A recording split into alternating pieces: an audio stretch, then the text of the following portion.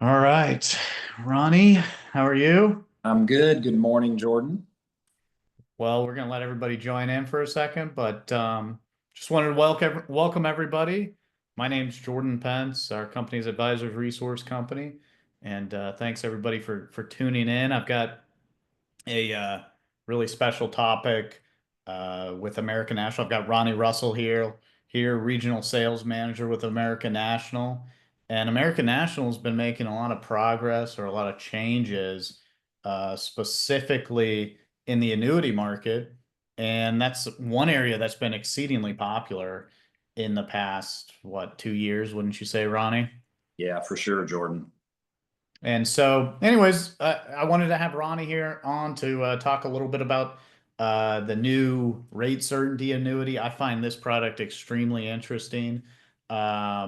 The new, well, I guess it's somewhat new, the new index products that you guys have, and a few other updates. But I guess before we get started, Ronnie and I, we were visiting, what was it, about a month ago, Yeah. in Newport Beach, and we kind of discovered we had a similar old hobby, right, Ronnie? Yeah, we sure did, Jordan. It was kind of ironic and surprising at the same time. Yep. So Ronnie used to do race motocross, and I used to road race motorcycles. So we really connected on that. Yeah. That's Oh, funny. That's funny. So, anyways, Ronnie, how long have you been with American National? so, Jordan, I've been with American National. It was 10 years this past September. Awesome. Yeah. Awesome. And have you always been the regional sales manager? Yes, that's the original title I was hired on upon. So, yeah, basically, wholesale position, one of the wholesalers in the field for American National. And, as you mentioned, obviously here recently in the last 2 years, with our new owners who purchased the company back in 2022, they have really redirected the focus of our efforts, if you will, as a company on the annuity side of the house. And Yeah. so, as you mentioned in the intro, that obviously that's going to be the focus of this conversation as well. Just some of the new developments we've come up with on the annuity side, some enhancements, and so forth.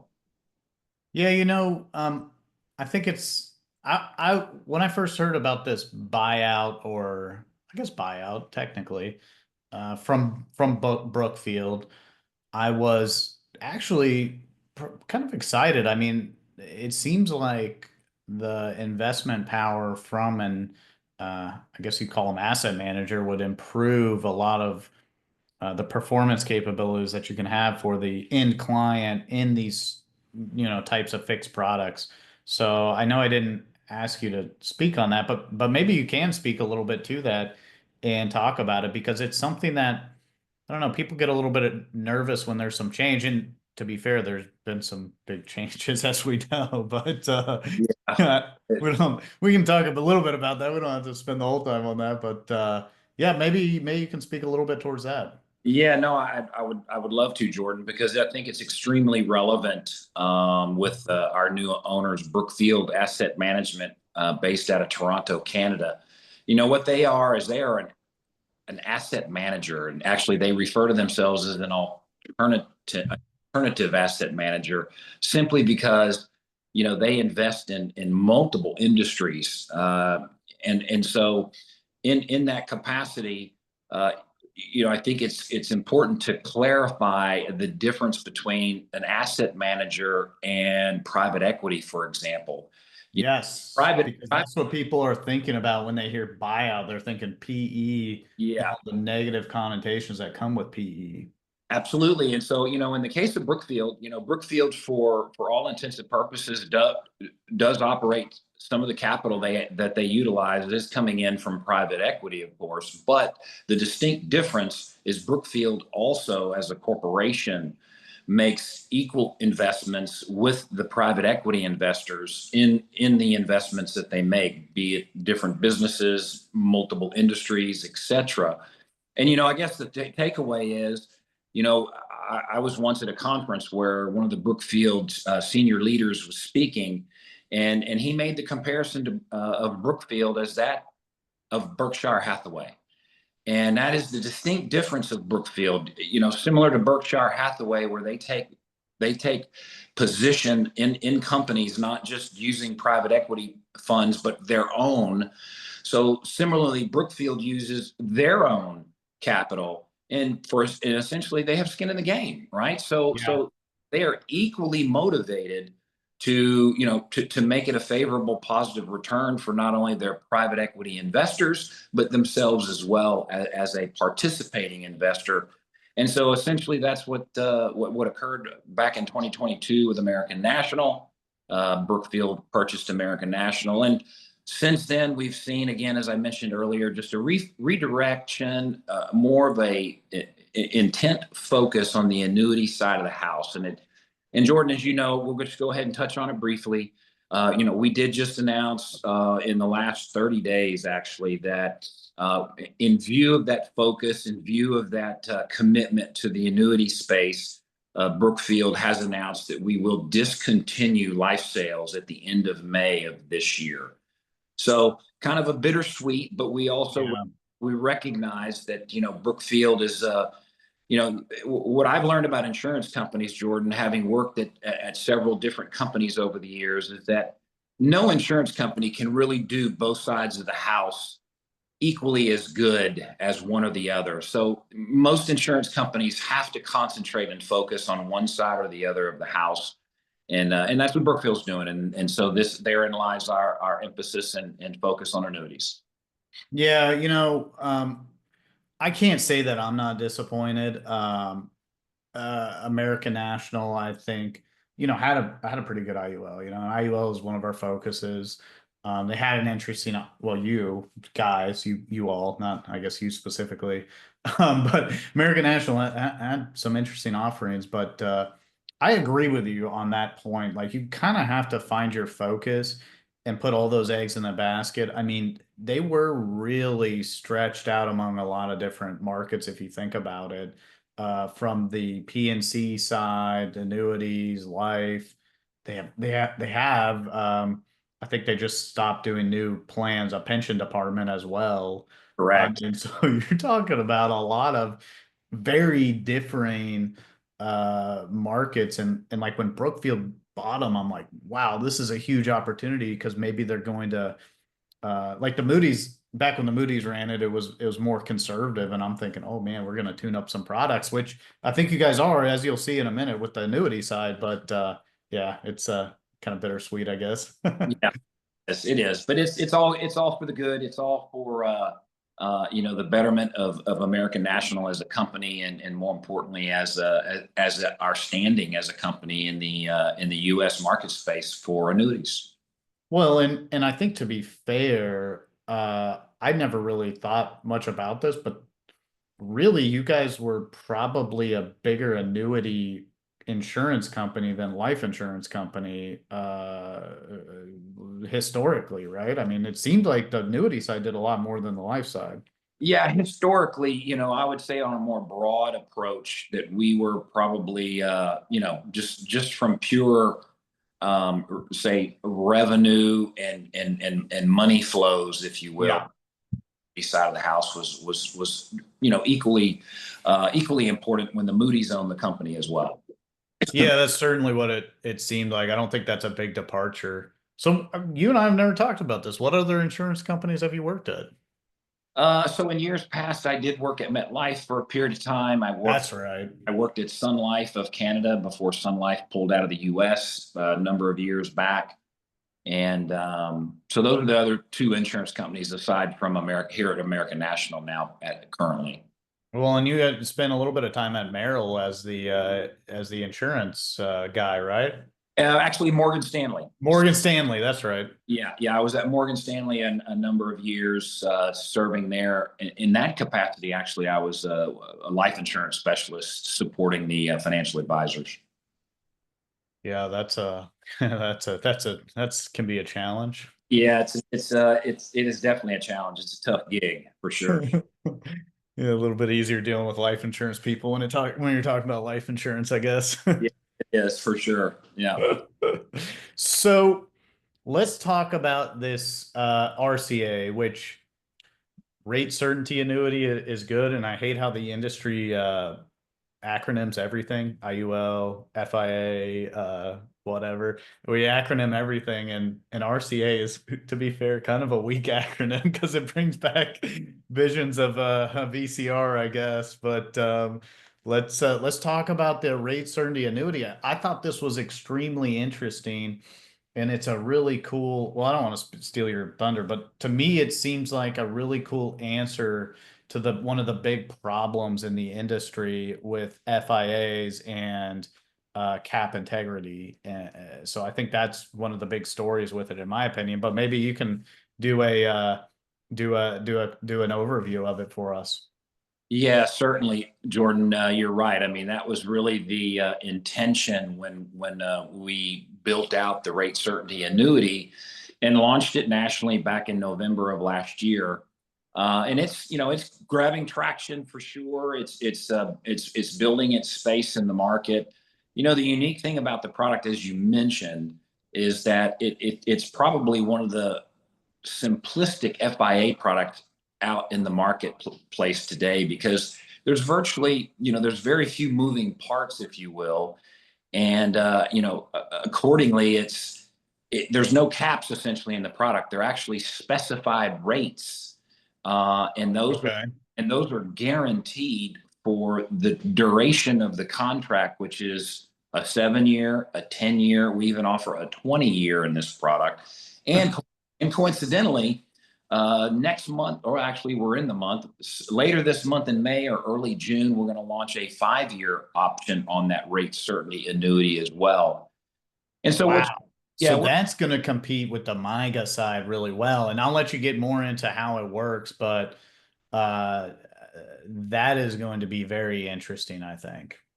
yeah, and that is the focus for that 5 year term, is to really create a MIGA alternative. And the good news about that, Jordan, it pays compensation like an FIA, and we'll touch on that in a moment. But yeah, I mean, the product is basically four crediting strategy, or four investment buckets. You have a declared rate, and you have these three triggers, right? And so the triggers, one of them's protected, one's performance, one's enhanced.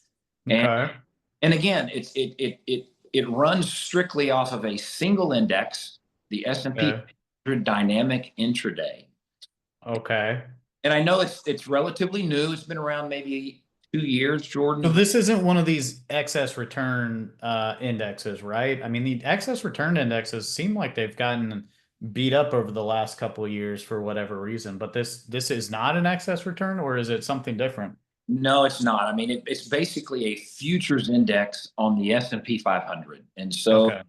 So essentially what it's doing, if you will, on a day-to-day basis is instead of looking at the opening and the closing of the S&P 500, based on some volatility controls built into the index, the Okay. index can go out as many as 13 times a day and take a snapshot of the S&P 500. And then at the end of the day, that's averaged out for the daily return. Of course, Okay. Yeah. this is an annual point-to-point contract, Jordan. So it's still the crediting to the contract is governed by, year to year for the annual point-to-point. But what's unique about it, those triggers I mentioned, if the index completes a year with a zero return or positive return, you get the specified trigger rate. And of And course, the specified trigger rate is a guarantee. it's guaranteed for the term of the contract, whether you sign up for a 7, a 10, or even a 20-year contract. It's fixed, so there's no renewal rate risk during. Yeah, there's no, that's the big fear right now, it seems like, is this renewal rate risk. And like everybody, when you start talking about everybody that's somewhat experienced, when you start talking about FIAs, they talk about the renewal. What's the renewals like? What's the renewals like, you know? Absolutely. Renewal rate history is very important. And you mentioned earlier about the last couple of years, a number of carriers have had to back down on their caps. And the reason was that I understand is that a lot of those volatility control indices apparently had a fair amount of bonds in their portfolio. Oh And yeah, crushed. they got crushed, and so the carriers were forced to reprice those caps. And of course, as you can imagine, that doesn't set well for a client. And that's the good news about this rate certainty annuity. And like I mentioned, you got a couple of other buckets: this protected trigger and performance trigger in particular. That protected trigger, what's unique about it is if the index does go negative, you actually get a 2% positive. Huh. You're always going to make money with that protected trigger. Now, the performance trigger, if the index goes negative, you've got that zero floor, and so you'll get credited zero. But the good news is the client will never lose money. Yeah, well, exactly like with any fixed index product.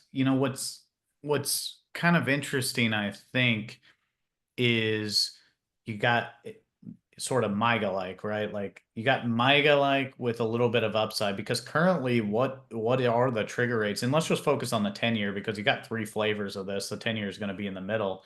So what's like the standard trigger where if it's 0 or greater, what do you typically get? Yeah, so currently, in those rates, basically they will change from month to month potentially, but once you have a contract and it is issued, whatever those rates were set at that time remain fixed for the term of the contract. So I buy it today and it's whatever you're gonna say, 7.5 or whatever, or 7%, then my trigger rate is 7% from now until year 10. That is correct. And so if the current rate is 7.4%. So if you think about Okay. and you look at the historical look back of the S&P 500, and by the way, this S&P 500 dynamic intraday very closely mirrors the S&P 500, obviously, because Which I think we have this slide. Why don't you pull it up for us, Maddie, and share it real quick? Because I think this will illustrate the point, right? yes, it can, it at least give you more of a graphic visual. So you can see here this pictorial here of the bar graph. What you're looking at is the annualized returns going back almost, I think, to 2006, and you can Yeah. see how the S&P 500 is performing against the S&P 500 intraday index. What's what's most important, Jordan, about this graph, the takeaway? Remember, with this rate certainty annuity, the only thing your client needs to be concerned with is that the index is negative. As long Yeah. as Is long it as above or below this line here of 0? Yeah, as long as the index is not negative, the contract's going to get credited that specified trigger rate. And if you look at this, what, 4 out of the last uh, Fif- 15. 8 years. Yeah, I mean, this is out of 18 years, 15 of them were positive. Yeah, so there again, I would like to even recommend or suggest you do a blend of the protected trigger with the performance trigger. And you start to run those numbers, just based off of historical returns, you'll beat a MIGA every time. And so that's really the takeaway here. This is an option that allows the client to maybe capture some market returns, and do better than a MIGA. Yeah, again, when we first talked about this, I thought it was really interesting, but I think where it really fits is that person that MIGA rates are 5% right now. That doesn't exactly excite me. Well, you could do an FIA with a kappa, whatever. We'll talk about the caps on Annico's product here in a minute, but the cap is whatever. But you could do this and you'll probably get, I mean, it's going to be somewhere around 6%, really. All things considered, maybe even closer to 7 over a 10-year period, depending on what the actual trigger rate is. But that's, I think, a really cool story. Now, this protected or this enhanced trigger, how does that work? Yeah, so the enhanced trigger, Jordan, if you'll notice, it has a threshold of 5%. And so what that is saying is that with the protected and the performance trigger, if the index does 0 or positive, you get credited the specified trigger rate. With that enhanced option, the index has to do 5% or better to get the enhanced specified trigger rate. And then, of course, if the index does less than 5%, you get zero. Okay, that makes so it does 4.5, you get zero. It does, 5.1, you get 9.2, which is in the. I'm not sure if that's is Yeah. that this is maybe a little bit older. Yeah. No, Uh, that's correct. So you get that enhanced specified trigger rate credited to your contract. Yeah, that's pretty powerful, I think. And so all of these numbers, as soon as I buy it, all the trigger rates, everything that's on here, as soon as the policy is issued, whatever that is, American National is just guaranteed that's in the contract, guaranteed. It's in the contract, guaranteed, fixed for the duration. So, like we were talking about earlier, there's no renewal rate risk in this contract. Now I'm assuming this does not allow for flexible premium. That is correct. It is a single premium contract. Yeah, that's what I was saying. And presumably has all the normal like 10% free out and all that stuff. Yes, 10% free out. It does have an MBA, and so forth. So it has everything else similar to most FIAs with the other features similar. Yeah, and uh I think it competes nicely with a MIGA. I think you're totally right. I think you're totally right. So I think you can take this down now, Maddie. But yeah, that's fantastic. So speaking of indexes, obviously American National is in the FIA space. Yes. And I don't know if you wanted to add anything else on the RCA, but I think that's a pretty attractive offering. Yeah, no, like I said, I think it comes across as a unique option because of those triggers and because there's no renewal rate risk and they're fixed for the duration. And then, just as a side note, Jordan, as I mentioned earlier on, excuse me, the compensation is very competitive. The 10-year pace 8% street. Yeah. Yeah. It's not bad. Yeah. It's a little bit better than a MICA, that's for sure. Yeah. A little bit better than a MICA. Oh yeah. Speaking of that, I think one of the unique things that American National is doing, or that you guys have been promoting, is the incentive trips as well. So you've got if you do enough, or if you're in the top, what is it, of annuity producers, you will get invited on the trip, and it's to somewhere in California this year. Where is it? Yeah, it's going to San Bernardino this year That's right. to the Ritz-Carlton. And you're right. So basically, we're going to take the top 95 producers for production in 2025 on this trip. And our trips are every year, and we go in May of the following year. Okay. And what do you think? What do you think the top 95 is going to do at least? Is it what, 3 million, 4 million, 2 million? I think it's going to step up a little bit more this year, Jordan, than in the Yeah. from what I'm understanding from the calculations, probably around 3.5 to 4, maybe 4.5. No, it's a decent annuity producer, that's for sure. Yeah. Yeah, that's a decent annuity producer for sure. So back to the FIA. Well, actually, you know what? I was going to ask you one other thing. So I saw, what is his name? Josh from Brookfield speak one time, and I guess I should have brought this up earlier, but what is his last name? I can't remember. Yeah, his name is Josh Faisa. Yes, Yeah. Josh Faisa, and he had a really good. In fact, it would be. I would love to have if he ever records a talk that he does, because it was really interesting what he was talking about. It that because American National is owning the investment side of it, they're able to get the additional returns to provide the additional benefits to the contract. It's not costing them as much. They can invest in specialized assets. And I think the example he used was like a power plant or something when I saw him speak. And I thought that was super interesting. Yeah, I mean, as I mentioned early on about Brookfield, when you look at their portfolio outside of the insurance industry, they are invested in renewable energy, oil and gas, real estate. As you mentioned, you name it, it's like 5, 6, 7 different industries that they are major players in. Yeah. Yeah, and I think maybe it was a data center that he used as an example or something like that. But anyways, that was totally a side note. I thought that was really interesting. I'd love to figure out if he's recorded that presentation. But on to the they used to be called the Asia 7 and 10, which Asia 7 and 10 was a weak name, Ronnie. It was even weaker than the RCA. So what are we calling them now? So you're right, Jordan. We dropped the Asia, and now they're just Strategy Index 7 and Strategy Index 10.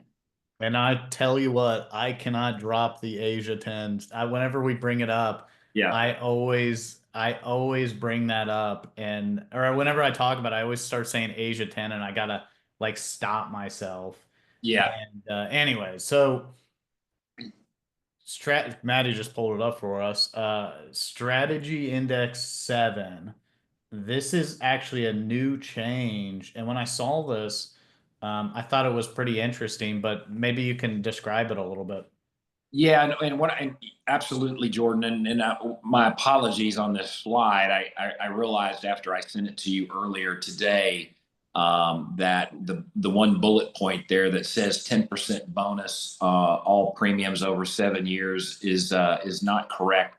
That's actually that was actually available, and just last week Yeah. we repriced this particular bonus. But you'll notice on the 7 year the bonus currently is 11%, and it is payable during the first 3 years of the contract.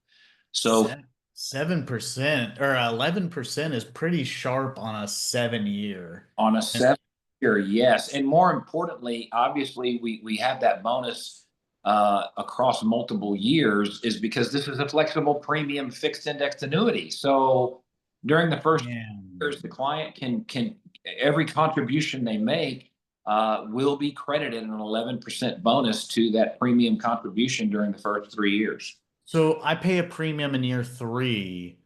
Is that subject to new 7 years or is it Now, back to issue? it. So you're right. You do a new premium in year 3. When the contract matures at the end of the 7th year, you can walk. So basically, Yeah, that's somewhat unusual, it seems like, in the FIA space. Maybe, although flexible premiums seem somewhat unusual in the FIA space, right?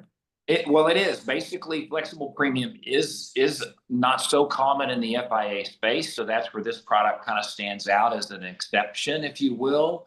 And then of course, that bonus being available, and like the example you used. So in year 3, I could make another contribution, get an 11% bonus, and 4 years later, walk with my walk when the contract matures. Yeah, that's almost like a guaranteed, let's see, 4 years later, 11 divided, that's almost like a guaranteed extra 3%. You know what I mean? That's a pretty big deal Yes.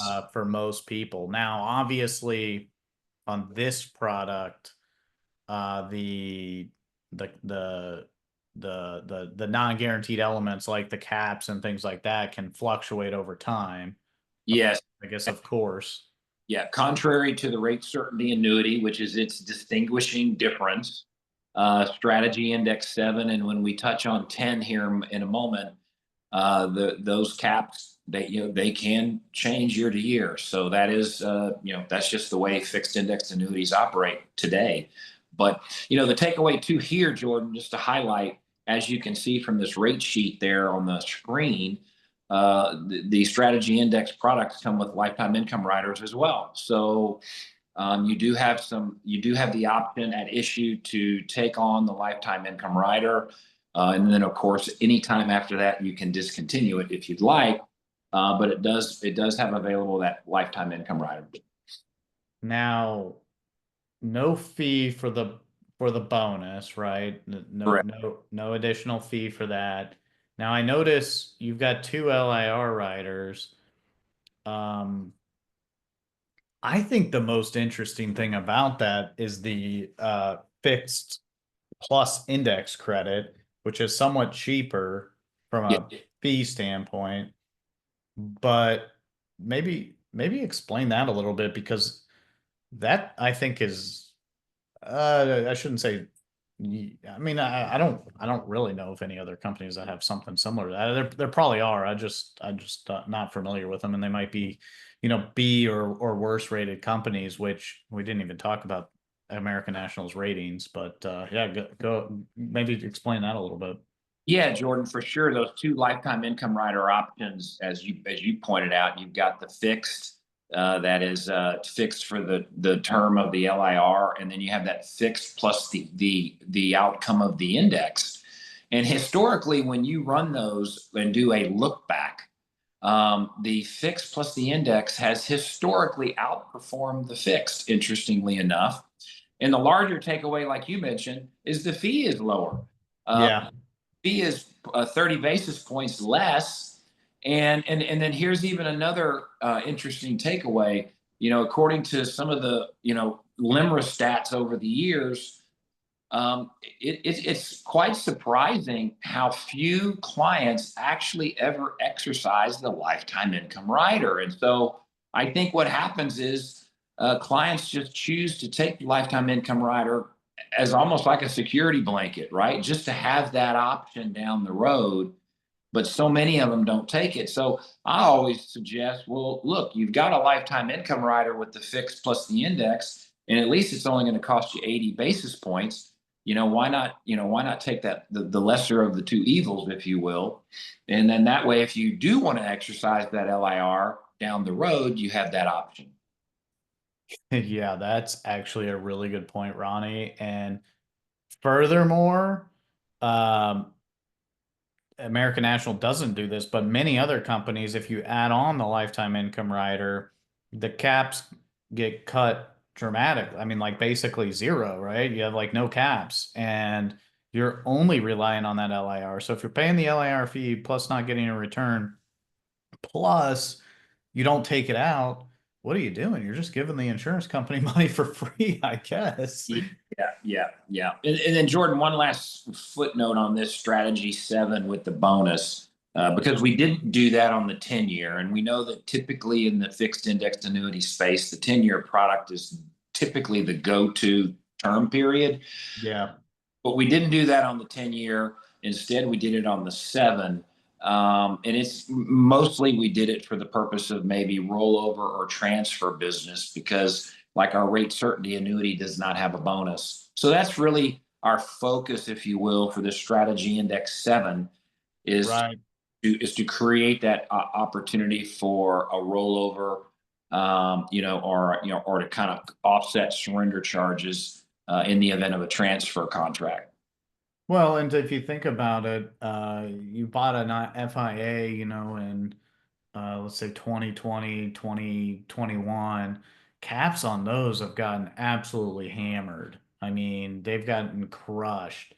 And if you can get out of that contract, maybe you're only 3 years into it, get out of that contract, get a bonus to get you back to zero, you know, pay for the surrender, and then give yourself a cap of six instead of three, you're Yeah, going to be better off.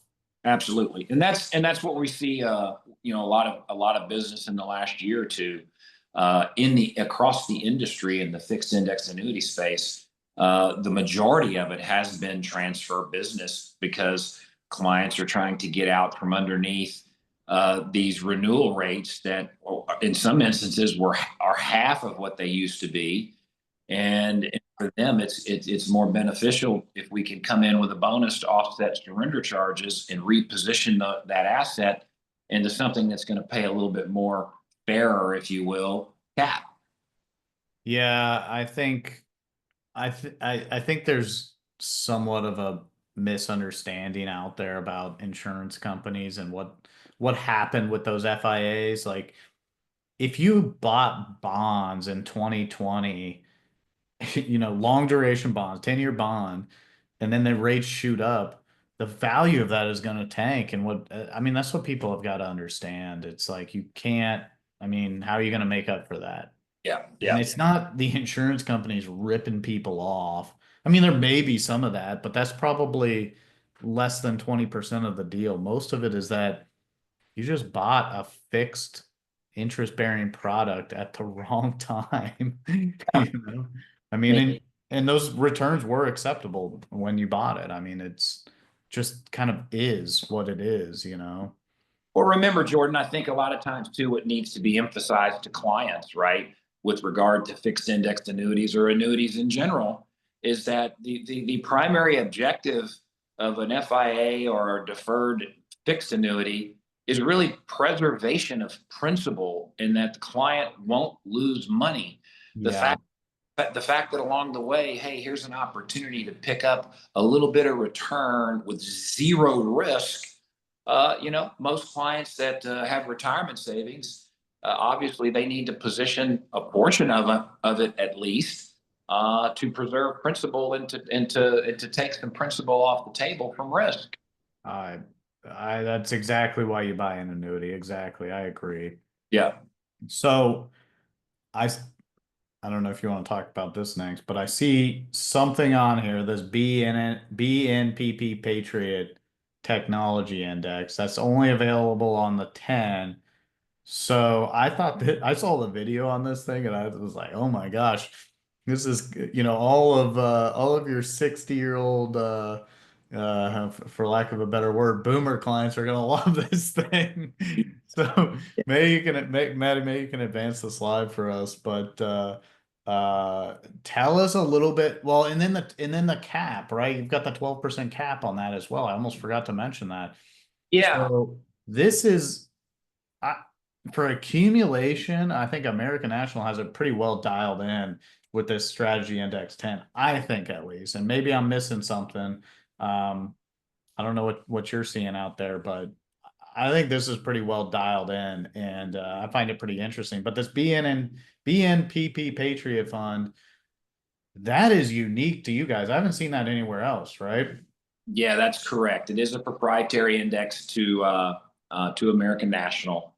Our parent company Brookfield was integral in its development last year, and like you mentioned, Jordan, the name of it in and of itself, right? I mean, I think we can agree that most seniors still today in our country are very patriotic, and what's kind of unique about this index is that the whole objective of the index is really America. Think of America first, right? And when I say that, it's made up of about 125 plus companies that are Department of Defense and national security based firms, where the majority of their revenue and the majority of their assets are derived right here in the United States. Just as a side note that I found interesting, Apple Computer Hmm. was companies that didn't qualify for this index, and the reason is because if you look at if you look at Apple's portfolio, so to speak, broadly, 20%, almost 20% of their revenue and 20% of their assets reside in China. And Wow. I there, didn't know that. yeah, therein lies exposure and risk. We, especially here of late, we keep hearing about, the Chinese are stepping up activity around Taiwan. Who knows how all that's going to unravel, if it is ever going to unravel one day. But if it does, Apple's going to have some struggles there. But this particular index is focused on America first, essentially type companies, and it's designed, Jordan. Its vol controls are targeting a 7% return on average. Okay. And you'll notice from the rate sheet there for the Strategy Index 10, which again, like you mentioned earlier, this index is only available on Strategy Index 10. It Right. comes with 125% participation. That's that's pretty strong. Yeah. So if you get 5%, that's like I can't do the math. I should have used 10%, but it's like 6.5 or whatever. Yeah, I can't do the math on that one. Sorry about that. But no, I think that's exciting, and like that's I when I first saw this video, we did Ronnie was at our banquet that we do, and we did a workshop, and he rolled out this video. And in our business, there's a lot of advisors that are on the upper end of the age scale, and like all of them were loving this video that we put out Yeah. and maybe what we'll do after this is send that out, or maybe we can link to it in the description of the video, Maddie. But I thought, and it's a great video. Don't get me wrong, because I'm patriotic and all, but every older gentleman that's been in the business forever love the video, right, Ronnie? Oh yeah, no, it's very motivational when from the patriotic stance. Totally.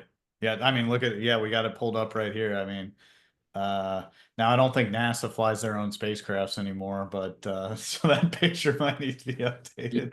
Yeah, yeah, Maybe we need to put maybe we need to put a SpaceX rocket on there or something like that. yeah, for sure. But no, I think that's pretty cool. Matt, if you want to go back, maybe I think the other thing that is really extremely strong is a 12% cap on the S&P 500. Are you kidding me? That's better than almost all IULs out there. Yeah, well, see, Jordan, that's the takeaway. Again, on this product, we didn't bring to the product that bonus like we did for the 7, but with the 10, what we did, as you can see, is that there's actually a 12% cap option, but it is limited to 20% of the account value. But Okay. what we've done is we've created, among all the options that you see there from the different indices, we've created a blended option selection that the client could select that blended option, and you can see how we will asset allocate across all indices, including the Patriot Technology Index, including the cap, the 12% cap, and then we will also rebalance annually to ensure that that 12% cap option, that the full 20% of the account value is allocated to it. So it's a set. That is smart, because how many, well, I got a story on this, but how many people actually go back and rebalance things on these products? I mean, Yeah. what amount, I mean, I don't know if you have the stats, but I would be surprised if it ever gets rebalanced as a result of the agent looking into it. I mean, just because you got so much other things to do. I mean, everybody's busy out there. You know what I mean? Yeah, absolutely. So no, that's really the takeaway here on the strategy 10, is that the access to the BNPP Patriot Technology Index, that 12% cap for up to 20% of the account value. And then we will obviously create this blended option alternative, so the client can set it and forget it. And Yeah, I mean, that's powerful right there. the strategy index 10 has the same lifetime income riders as the strategy 7 that we discussed just a moment ago. Yeah, and again, I think there is somewhat of a competitive advantage. Now I know, and I know that like the payout or the distribution rates on that American National has associated with this LIR rider aren't like, on the cutting edge, so to speak. I guess that's probably fair to say, right, Ronnie? But if you want that safety blanket of, okay, maybe I might want guaranteed income out of this, don't give up the caps, right? I know I'm not going to speak to any of your, competitors or whatever, but almost all of them in the industry, if you add on the rider, the cap goes to about 4% and you're not going to earn anything in the contract. Yeah. Whereas this, you keep the same caps. Correct. Yeah, the caps don't change just because you have the LAR. You just pay the fee. And Jordan, that fixed plus the index at 80 basis points, that's like one of the least expensive lifetime income riders out there. By a long shot. And I think you're right, Ronnie. Well, you know the stats, and I don't remember the stats, but hardly ever do those LIRs get executed. And here's the funny thing about that, Ronnie. You got the stat from LIMRA. I go to the agents and I'm like, yeah, only whatever it is, 20%, or I think it's even lower than that. LIR riders get executed, and they're like, almost every advisor I talk, well, all my clients execute their LIR riders. Thinking, so where are these people that aren't executing the riders? Right? So I don't know. Who knows where they are? But anyways, where do you see most of the money going in on the strategy 10? Where's a lot of the allocations? Well, we just started this blended option, Jordan. This came out when we launched the bonus on Strategy 7. So this has only been available for about a month. So I don't really have a lot of data on, how the inflows are coming in and allocated either to this blended option or any of the other options. I would tell you historically, just like anything with these products, a lot of the money goes just simply to the S&P 500 because it's easy to explain. It's the most, I mean, it's one of the best baselines, I think. And I think 8% is, well, I guess if you blend, so I don't know what that would be if you say 20% and 12 and then 8%, put the rest in 8%, what would that be? Um, I can't do the math in my head, but that's like maybe like a 9.5 cap Yeah. aggregate. You know what I mean? Like if you put Right. 20% in the S&P with the 12 cap and then 80% in the S&P 500 with the 8% cap. Yeah. Yeah. Yeah, you're right. Probably, 9.25, 9.5, but Yeah, uh, something like that, which actually the competitive advantage here is this NASDAQ 100 index, I think. I mean, the NASDAQ has killed it over the last couple of years. yeah, it has. Yeah, it has. I And mean, beauty of this blended option, you're kind of touching all quadrants, if you will, of the market with that. that is a good point. I almost didn't even notice that 20% is in the NASDAQ instead of the S&P. That's a good point. Yeah, yeah, I like that, Ronnie. That's a really cool I need to start telling people to use the blended option. yeah, absolutely. Because there's no extra fee for it, so Why not? Yeah, why not? Why not allocate to that? Mhm. So you've got the Patriot. I think that's pretty interesting. And again, I'll link to the video in the description. Um, Anico has one other thing that I found pretty interesting, which is this 6-year MIGA that you guys. I looked at our rate sheet the other day, and I think there's only like two other companies that have a 6-year MIGA. It seems like so 6 years is like for whatever reason a target that you guys are going after. And I don't mean to jump around. I don't know if you had anything you wanted to add with Index 10, but my mind just goes to this 6-year that you have with the bonus, which is somewhat unusual. And when I think about it, it's like, man, if you're taking RMDs or something, getting that bonus up front is better than getting more over the next 6 years. You know Yeah, what I mean? yeah. So maybe I don't know if that's on the next couple slides, but maybe you can speak a little bit to that. Oh, it is. There we go. So those are the current rates for our multi-year guarantee annuity. And Jordan, thank you for bringing up this particular product and more importantly, the bonus for the 6-year term. Um, you know, Coincidentally, the focus on the 6-year happens to just simply be that most of the inflows that we get on this product have been typically 5 and 7 years. Yep. And so in an effort to kind of spread out the durations of our annuity policies.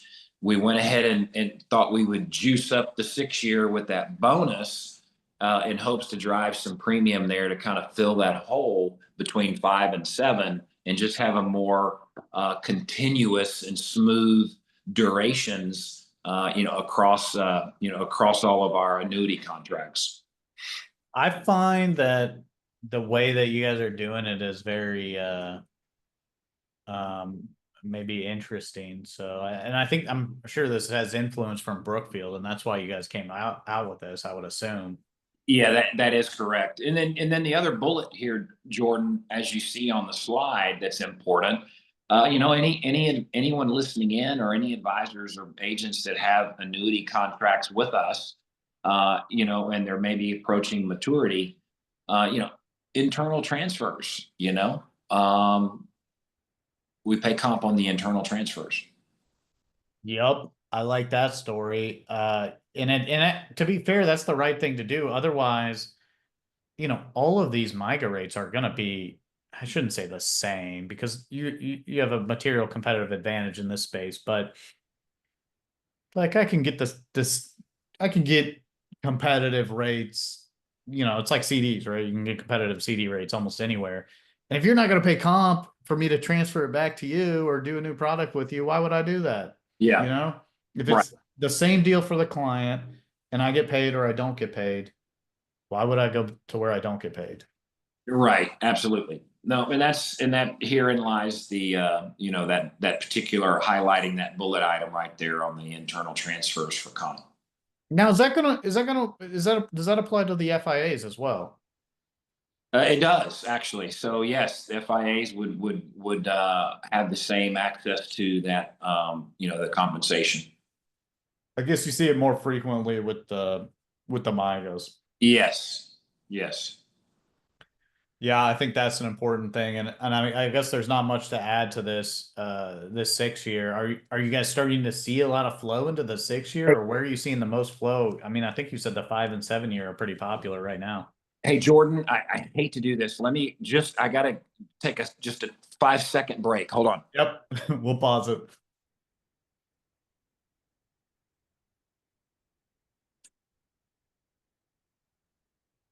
while I wait on him. Maddie, Hey, Maddie, what do you think? I think it's amazing. You guys are very knowledgeable. Yeah, Hey Jordan, I apologize. you're right. I'm since I'm since I work remote, I'm home alone, and Federal Express came by to pick up a package, and I had to let him in. Oh, I thought your boat was floating away, Ronnie. Now, fortunately, it's not, Jordan. So it's tied up. All tied up and ready to go, isn't it? Unless it's raining down there. It's raining here in Dallas right now. But Yeah. anyways, I don't know if you have anything that you want to add on this No, but this what I five would and six. on this is that we've definitely have seen a step up in premium coming into this 6 year. And rightly so, capturing that 5% bonus for client money. I know, I love it. That's a good strategy on the RMDs, or if somebody needs to take money out, get the bonus and then start taking the money out, Yeah, that will skew the ROR dramatically. absolutely. So anyways, I don't know if you have anything else that you want to cover. I don't know that I have any other questions for you, Ronnie. Is there anything else you want to add about American National? We sort of touched on the ratings, but I think American National is one of the higher, well, not that, it's very highly rated. I mean, you guys are A minus with AM Best, or Oh no, no, no, no, no, no. We are A, Jordan, and A? more importantly, so I'm glad that you're closing this conversation out around our ratings. AM Best is one of the predominant rating agencies, as you know, for Mhm. G's. And we have been A rated consecutively for 83 years. Just so you will know, according to AM Best, there are less than 20 insurance companies in the United States that have been consecutively A rated or better for 75 years or more, and we're one of them. Extremely important on the annuity side of the house, because as you know, most insurance protection among states for policyholders on the annuity side, it's maybe a couple hundred grand here, a couple hundred grand there. And you have lots of clients writing $500 million plus annuity contracts. And so, a lot of that's going to fall back on the claims paying ability of the insurance company. And so it's critically important, those ratings. And so I would emphasize and highlight our consecutive A ratings for all these many years, setting us apart as one of the most, just trustworthy and reliable and reliant carriers in the space, both financial Yeah. and as well as product development. Yeah, I think that's actually a good point. I'm sorry I got it wrong. I guess I don't know why I was thinking A minus, but there's a lot of B companies and lower out there that are coming out with attractive rates and things like that. And I guess it's sort of like buying a high yield bond, right? Like, you're going to get more return, but you're subject to somewhat of an additional risk. And I Right. think that's a good point to bring up. And whether that risk is they're going to go belly up or they're going to cut benefits to improve the returns. I think that's a challenge, of course. Yeah, absolutely. Absolutely. So, all right, well, let's try to wrap this up. Ronnie, anything else you want to add? No, just Jordan, thank you for coordinating this opportunity to be able to visit with you and hopefully a number of your producers, and I hope we were able to touch on some points that they can use in the field. Yeah, I think we did, and I think this space is a challenge. And no, I appreciate your time, and I appreciate you coming on. And yeah, thanks again. You're welcome. Thank you, Jordan. All right, bye everybody. Thanks, Ronnie. Yeah. We'll see you. Bye. Yep.